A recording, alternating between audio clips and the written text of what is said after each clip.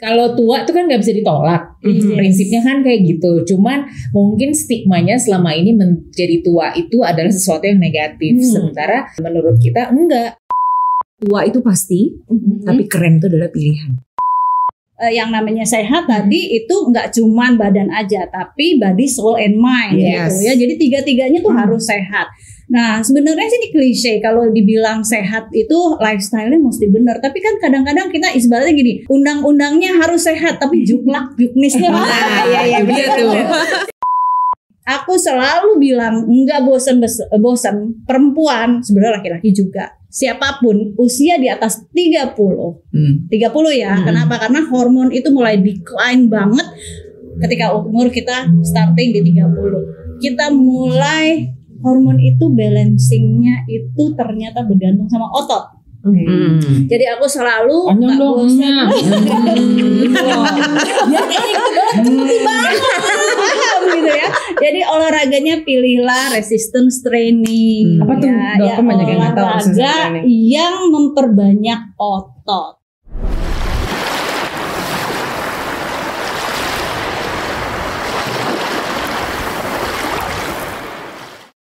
Halo The Healthier dan perempuan keren dari Klinik Dr. House Broadcast The Lifestyle Clinic bekerja sama dengan Tua Tapi Keren. Kita kedatangan tamu-tamu kita yang cantik, tua tapi keren. Jadi ceritanya mereka bertemu dalam rangka Hari Kemerdekaan Indonesia dan bersama Dr. Grace juga kita concern untuk Indonesia sehat. Begitu ladies? Yes, betul. Indonesia sehat. Ya. Oke, sekarang kita mau sharing sama Healthier dan perempuan keren. Sebenarnya Indonesia sehat itu apa sih? Tentunya well-being atau kualitas hidup manusia Indonesia yang kita harapkan menjadi lebih sehat. Karena kita ibu-ibu dan kita tua tapi keren, berarti udah tua gitu ya. Tapi keren.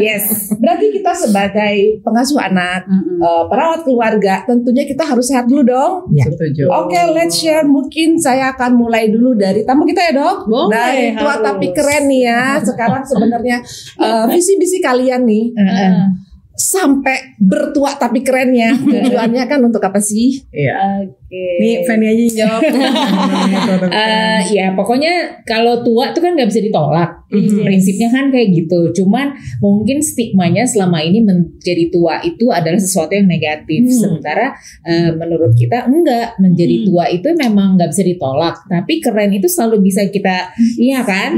Kita selalu bisa jadi keren gitu loh. Salah satunya mungkin kalau dihubungkan dengan tema hari ini gitu kan, keren itu juga salah satunya adalah bahwa kita sehat. Sehat itu dari mind, dari pikiran, terus juga mungkin hati ya berikutnya, dan juga pastinya secara fisik gitu. Ya, jadi balik lagi adalah tua itu pasti, tapi keren itu adalah pilihan. Bisa di-adjust. By the way, kita bilang-bilang tua, cuma yang paling muda Moza nih. Ya, itu by default udah itu. Gak bisa diapa-apain. Gak ada gue, lo gak masuk kategori keren. Sekeren itu kan. Tapi gak apa-apa, emang kita mesti pede dong. Sekarang dari Moza dong untuk mengenai kita nih sebagai pengasuh keluarga. Moza, ini kan lu paling muda kan ya? Iya. Kalau kita kan udah pada tua tapi keren tetap. Lu yang paling muda nih punya visi. Gak boleh dipisah. Punya visi misi dalam pengasuhan keluarga Indonesia dalam pola yang sehat tuh seperti gimana? Kayaknya kalau gue sih, kalau visi misi gue kebayang kayak proposal ya gitu. Tapi gimana cara ngejalaninnya itu pertama adalah bersyukur. Karena kalau kita bersyukur punya pasangan, punya anak yang sehat, punya anak atau keluarga yang menyenangkan, itu jadi satu apa ya, vitamin gitu. Karena kalau kita komplain mulu, segala sesuatu yang menyenangkan itu akhirnya jadi nggak enak gitu. Makanya kalau untuk keluarga, kita sebagai ibu harus happy dulu. Bangun tidur nggak yang gila gue harus gini. Banyakan tuh orang begitu. Dan itu secara tidak sadar banyak di lingkungan kita, mungkin rekan-rekan gitu kan, yang senangnya tuh komplain. Bangun tidur atau lihat deh di postingan gitu, gila Jakarta polusi. Sejak kapan Jakarta nggak polusi? Tapi lo nggak usah komplain. Tapi what did you do untuk itu? jadi lebih sehat. Satu, milih satu jalan bareng-bareng, satu mobil misalnya, lebih banyak di rumah kalau bisa, kalau nggak harus ke kantor, kalaupun ke kantor nggak keluyuran, kayak gitulah. Jadi lebih banyak gratefulnya sih. Kalau gue akhirnya dengan grateful, yang nggak enak menjadi lebih menyenangkan. Iya, dan berusaha melakukan sesuatu berarti sesuai kebutuhan. Tadi. Ya bisa dibilang begitu. Dan segala sesuatu kalau kita diskusiin dengan pasangan dan anak-anak itu jauh lebih menyenangkan dan jauh lebih enteng. Yang berat pun jadi lebih enteng. Yes, oke. Nah sekarang tadi dari penjelasan 3 teman-teman kita nih dok, intinya, wah tapi keren kita tetap semangat kayak gitu-gitu kan. Nah sebenarnya kita sepakat nggak sih tadi yang dari Irka bilang, sama Fendi bilang, sama Moza bilang, intinya kita tetap sehat, kita tetap semangat. Berarti semua tuh basically balik lagi kan ke dalam badan kita sendiri dulu ya dok ya. Iya betul. Aku minta saran Dr. Grace untuk Healthier dan Perempuan Keren, how to make it. Iya, jadi sebenarnya gini, kita itu udah kita ini ya sepaham nih ya. Berarti kita di umur yang Tua tapi keren. ya, tua tapi keren gitu kan. Kita udah di golden period. Ternyata tetap punya kontribusi yang besar. Sangat. Ya, kontribusi mulai dari keluarga sampai ujung-ujungnya jadi negara gitu loh. Karena kan negara berawal dari keluarga kan. Kalau keluarganya benar, semua keluarga benar-benar ya akhirnya negara juga jadi benar. Oke. Nah, keluarga itu senternya ibu, perempuan. Dan perempuan itu kadang-kadang mikirin orang lain, nggak mikirin diri sendiri, ya. Melek langsung anak gue nanti bakal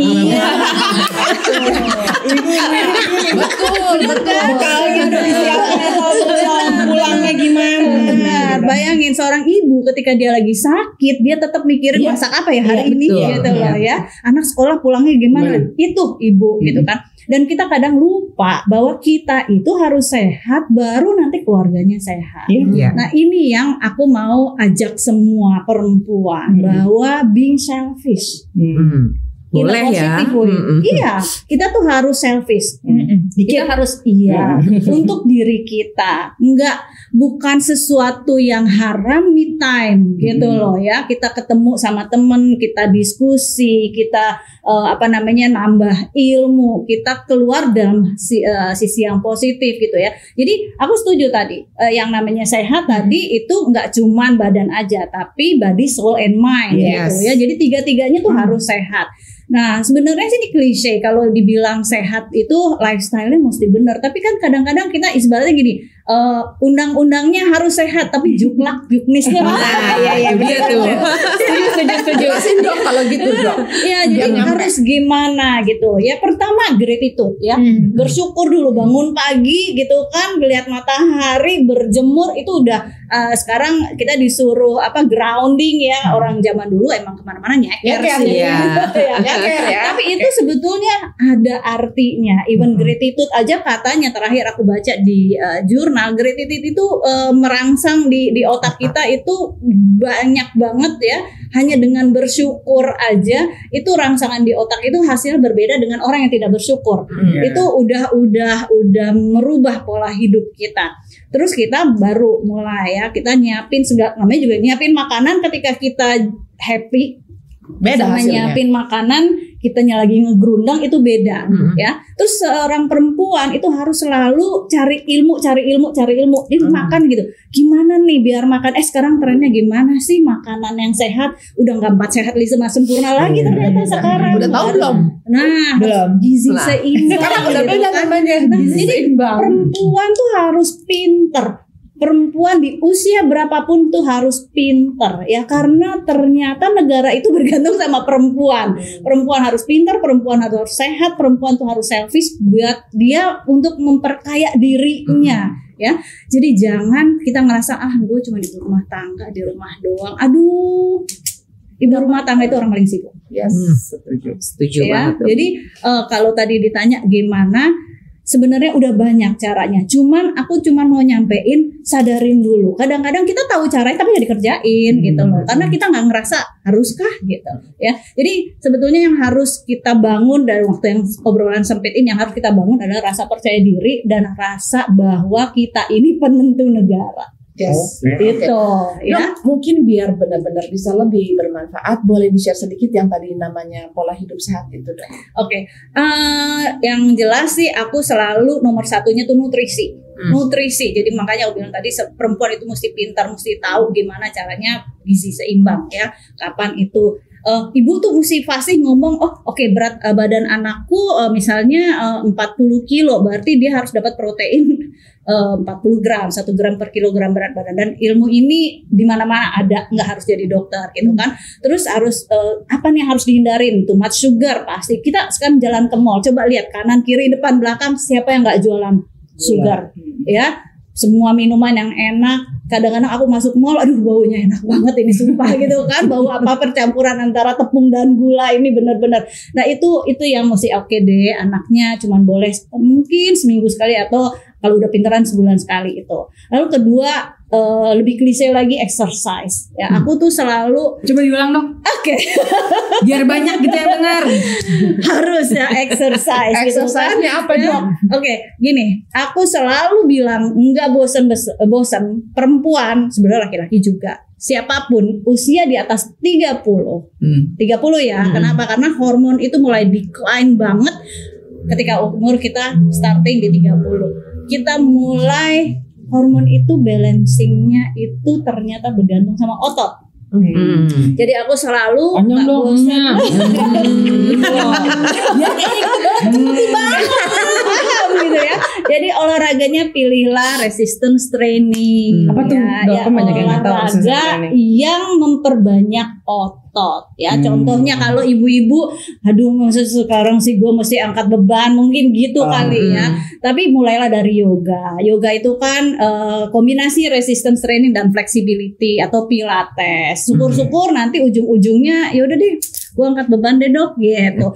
Dan kalau lihat Instagram sekarang, kalau yang ngikutin olahraga sekarang tuh mereka tuh di luar seneng banget posting 50 gitu plus 60. Tapi pengalaman saya dok sebenarnya justru terbalik sih. Kalau dibandingkan yoga dulu, kalau saya justru terbalik. Dengan kita olahraga angkat beban, yoganya lebih kuat. Betul. Terus kita bisa berbagai macam posenya itu jauh lebih bagus dibandingkan kita yoga dulu. Cuman kenapa aku bilang itu karena masih banyak di luar sana yang nganggap gila aja kali. Aku tuh aku ngangkat beban dari aku istilahnya benar-benar ngangkat beban itu mungkin baru kurang lebih 8-9 tahun lah ya. Tapi dulu dari zaman dulu aku memang udah angkat beban tapi nggak seperti sekarang gitu. Nah itu selalu kalau misalnya aku posting gitu kan di story, ada aja yang komen gila aja lu dok gitu ya kan, gila lu gitu, rata-rata gitu masih nganggep emang kuat lu gitu. Jangankan orang awam, teman-teman sendiri yang akhirnya alhamdulillah sekarang mereka juga akhirnya angkat beban. Pertama kali dia ngeliat aku posting story aku ngangkat beban cukup berat, dia bilang gitu, dia balasnya cuma gitu, gue juga tapi pakai dumbbell 2 kilo gitu. Gitu kan. Terus aku bilang it's okay, nggak apa-apa, tapi udah mulai gitu loh, even nggak pakai beban pun nggak apa-apa, sekedar squat atau push up, latihan wall push up, tapi ya exercise-nya selalu di mind-nya banyakin otot. Berapa menit dok dalam 1 minggu? Oke, kalau olahraga secara general itu sebenarnya kita yang dibutuhin untuk sehat ya, itu 150 menit per minggu. Ya jadi setengah jam sehari. Tapi itu baru bugar. Itu baru bugar. Jadi tadi nutrisi ya. Ada apa ya? Ada apa? Latihan tiap hari dong. Nanti habis ini kita brainwash ya kan? Yang di brainwash justru yang ini sebenarnya. Kalau yang ini udah lagi persiapan maraton. Nah itu loh, aku secara DNA ya, aku udah cek DNA aku DNA endurance. Ya DNA aku endurance, tapi ya Good luck. tapi aku itu nggak pernah ngelatih enduranceku tuh cuma sekedar treadmill aja. Aku lebih banyak resistance. Jadi artinya apa yang mau aku sampaikan di sini, artinya yang written di DNA itu kadang-kadang bisa dirubah dengan apa? Dengan lingkungan gitu loh. Jadi jangan gini, gue diabetes, bapak gue diabetes, gue diabetes dah pasti.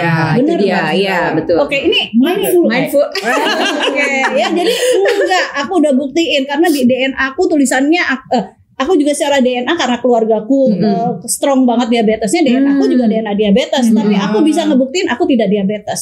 Ya kan, jadi strong will penting ya. Iya, penting banget ya. Nah itu baru yang kedua. Nah yang ketiga tidur. Jam berapa tidur tadi malam? Jam berapa tidur tadi malam? Tidur sulit. Angkat beban gue ayo. Gak boleh bilang, gak boleh. Di atas jam 12. Oh enggak, kalau gue tidur jam 9. Masalahnya adalah tiap malam gue pasti bangun. Jam 1, jam 3. Deep sleep-nya gak dapet berarti ya. Jadi emang tidur itu suka tidak suka, mau tidak mau harus benar. Harus, karena kita mau regenerasi badan kita ketika tidur. Makanya aku ngelihat ibu-ibu yang suka ngobrol, nonton drakor sampai jam 2. Aduh, nggak tahu aja dia habis gitu ntar dia jadi tua gitu. Jam berapa jadi dok tuh harus tidur itu sebetulnya memang kan kita butuh 7 sampai 8 jam tidur ya. To be honest, aku pun juga nggak pernah memenuhi 8 jam gitu. Termasuk kan. Untuk umur kita yang udah masuk perimenopause. Aku pernah baca karena 8 sampai 10 jam. Iya, tapi terlalu susah kan, tapi ya 7-8 jam aja tuh biasanya susah kan gitu kan. Aku sih nggak perlu dicontoh juga ya. Aku baru bisa tidur tuh jam 11 gitu loh. Dan itu pun aku mesti sleep hygiene dulu, harus prepare dulu ini banyak upacaranya. Persiapan sleep hygiene itu harus disiapin gitu, harus diniatin, gadget dijauhin, lampu dimatiin, suhu ruangan juga dipersiapin, disiapin. Itu emang begitu gitu. Ada pasienku kebanyakan, dok gue nggak bisa tidur, ya udah gue scrolling aja lihat itu, tambah nggak bisa tidur karena blue light gitu kan. Jadi itu yang salah gitu kan. Nah tidur itu penting. Itu kalau ngebahas tidur, waduh panjang banget ya. Oke, nah yang keempat tidur jam berapa dok? Oke, aku tidur kalau aku ya, aku jam 11. Tapi yang benar sebenarnya yang benar jam 9 udah tidur. Paling maksimal jam 10. Bukan jam berapanya, tapi total berapa jamnya ya? No, tidur itu bukan masalah gini. Dok, gue sih tidurnya jam 2 gitu kan, bangun jam 5. Tapi nanti jam sekian jam sore gue tidur, jadi total dalam sehari gue tidurnya 8 jam. Boleh nggak? Enggak bisa. Nggak boleh. Jadi bukan total hoursnya ya. Yes, jadi ada namanya sleep quality, kualitas ya. Tidur tuh harus in the right time. Kenapa? Karena hanya di waktu malam hari hormon melatonin, growth hormone itu keluar, dan itu ntar pengaruhnya ke hormon kortisol pada pagi hari. Jadi tidur malam nggak bisa digantiin dengan tidur siang. Catat. Tidur malam nggak bisa digantiin sama tidur siang. Boci. Jumlah tidurnya bisa ya. Jadi kalau sekedar buat capeknya hilang karena udah tidur siang. Tapi kualitas tidurnya itu nggak bisa, karena siang tidur nggak akan keluar yang namanya melatonin, nggak akan keluar yang namanya melatonin itu hanya kalau tidur malam. Jadi balik lagi ke hormon, nanti kita ngobrol hormon ya dok. Nanti kita lanjut di episode selanjutnya. Dari Tua Tapi Keren mungkin ada pesan buat healthier dan perempuan keren kita, silakan. Tidur cukup, kan? Olahraga, angkat beban, ya kan? Makan makanan yang sehat. Terus pokoknya kalau ibunya sehat, keluarga pasti bahagia deh. Lagi stress management. Oke, demikian healthier dan perempuan keren untuk acara kemerdekaan Indonesia kita sekarang sampai di sini. Tapi besok-besok kita akan kupas tuntas yang lebih detail lagi ya. Demikian dari Klinik Dr. House Broadcast dan Tua Tapi Keren, The Lifestyle Clinic Indonesia. Perempuan Indonesia merdeka.